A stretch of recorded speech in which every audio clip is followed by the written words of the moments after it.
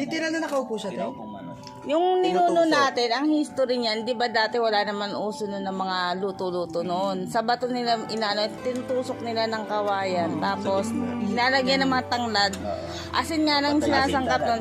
Tapos, papaupin lang sa bato. Kaya nga na yung history no, pinaupo. Kasi literal na Tapos, yung 1980s, naging ano siya, may trivia na yun. trivia yun. Yung 1980s, nauso na, inaano sa palayok. Lalagyan ng asin yung paligid, tapos yun sa lata, ipapasok yung ano sa lata, paupuin doon. Para, tapos i-cover, para yung pinakainit nung sa anuhan ng apoy sa ilalim, yung steam nung asin nung ano magme-melt, kakapit dun sa manok. Kaya yun yung parang pinaupong manok sa asin. Para mag-intact yung... Pero hindi siya maalat. Hindi siya maalat. Masarap. Hindi siya maalat. Pero, ang fried kasi mostly, kaya ginawa ko siyang fried. Yung mga Pilipino kasi mahilig sa fried. 'Di ba? Birang-bira lang yung Pilipino mahilig sa steam. Pag-steam kasi parang ano sila. Pag steam, healthy siya. Mas healthy kasi pag steam eh.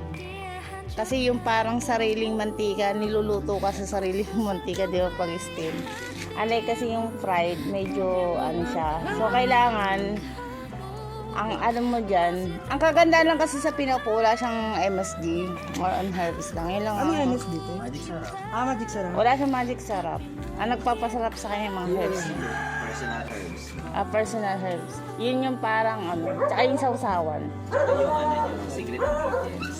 Yung ano kasi, yung sausawan niya, wala, 5 mix kasi yun eh. Pinupuro ko para masarap. Kasi yung iba nilalagyan ng tubig.